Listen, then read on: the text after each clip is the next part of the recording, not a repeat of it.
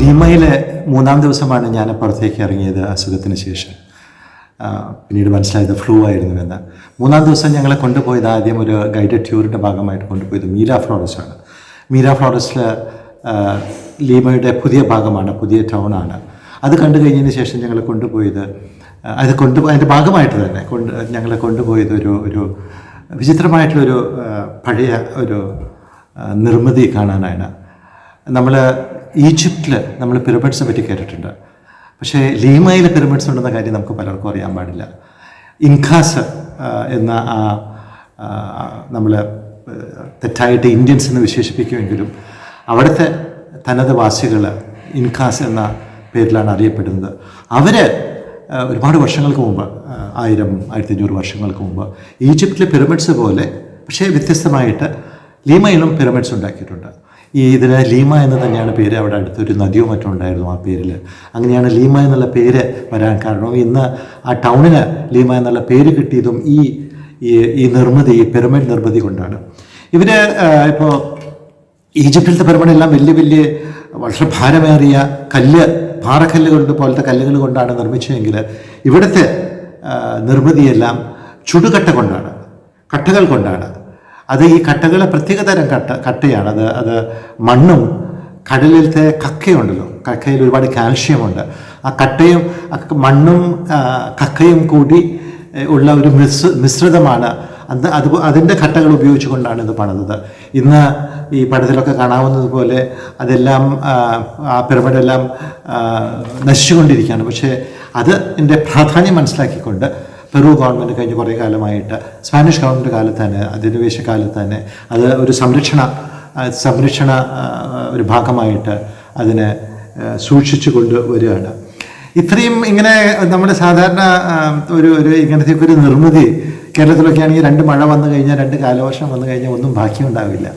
ഇത് ഇത്രയും കാലമായിട്ട് 1000-1500 വർഷങ്ങളായിട്ട് എങ്ങനെ ഇപ്പോഴും നമുക്ക് കാണാവുന്ന രീതിയിൽ സ്ഥിതി ചെയ്യുന്ന ഒരു വലിയൊരു സിവിലൈസേഷൻ, വലിയൊരു സിവിലൈസേഷൻ്റെ ഭാഗമായിട്ടാണ്. പക്ഷേ എങ്ങനെയാണ് ഇത്രയും കാലമായിട്ടും വലിയ കേടുപാട് കൂടാതെ, പാറയൊക്കെ ആണെങ്കിൽ ഈജിപ്തിലത്തെ പിരമിഡൊക്കെ ആണെങ്കിൽ അവശേഷിക്കും. പക്ഷേ ഇത് എന്തുകൊണ്ടാണ് ഇത്രയും കാലമായിട്ട് വെറും കട്ട കൊണ്ട് പണിത് എങ്ങനെയാണ് ഇത്രയും കാലമായിട്ട് നിലനിൽക്കുന്നത് എന്ന് ചോദിച്ചാൽ അതിൻ്റെ ഉത്തരം വളരെ എളുപ്പമാണ്. ലിമയിൽ മഴ പെയ്യില്ല, വളരെ കുറച്ച് മഴയെ ലിമയിൽ പെയ്യുള്ളൂ. 200 വർഷങ്ങളായിട്ട് തന്നെ വളരെ 2000 വർഷം പഴക്കമുള്ള പിരമിഡുകളാണെന്നാണ് ഞാൻ മനസ്സിലാക്കുന്നത്, 1500 അല്ല. ഈ 2000 വർഷമായിട്ട് ഇതും നിലനിൽക്കുന്നതിൻ്റെ കാരണം ലിമയിൽ മഴ വളരെ വിരളമാണ്.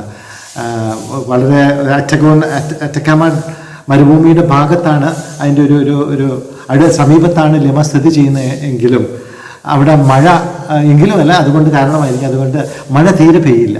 മഴ പെയ്യാത്തത് കൊണ്ടാണ് ഈ പിരമിഡ് ചുടുകട്ട കൊണ്ട് പണിത ഈ പിരമിഡ് ഇപ്പോഴും ഒലിച്ചു പോകാതെ ഇപ്പോഴും നിലനിൽക്കുന്നത്.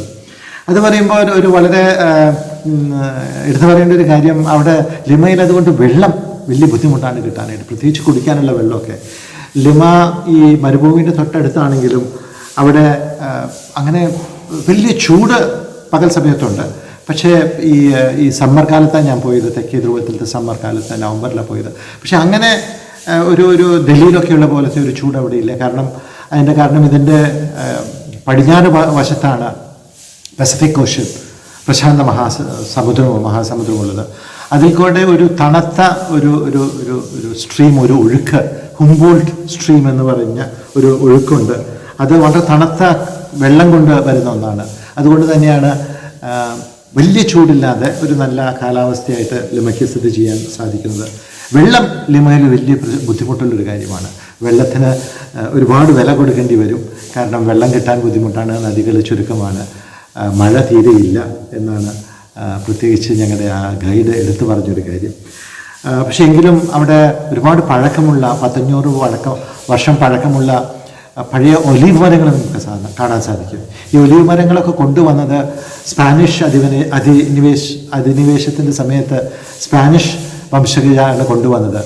അത് സ്പെയിനിൽ നിന്ന് ഇവിടേക്ക് എത്തണമെങ്കിൽ തെക്കേ അമേരിക്കയുടെ ഏറ്റവും തെക്കേ ഭാഗത്തു കൂടെ വരണം മോളി പോകാൻ. അന്ന് പനാമ കനാലൊന്നും പണിതിട്ടില്ല. അപ്പോൾ ഒരു 6 മാസത്തെ സമുദ്രയാത്രയ്ക്ക് ശേഷമാണ് ഇത് സ്പെയിനിൽ നിന്നൊരു കപ്പൽ പെറുവിലൊക്കെ എത്തുന്നത്, ലിമയിലൊക്കെ എത്തുന്നത്. അപ്പോൾ 6 മാസം നിൽക്കുന്ന മരങ്ങൾ മാത്രമേ അവിടെ നിന്ന് കൊണ്ടുവരാൻ പറ്റുള്ളൂ. ഒലിവ് മരങ്ങൾക്ക് ആ ഒരു ശക്തിയുണ്ട്.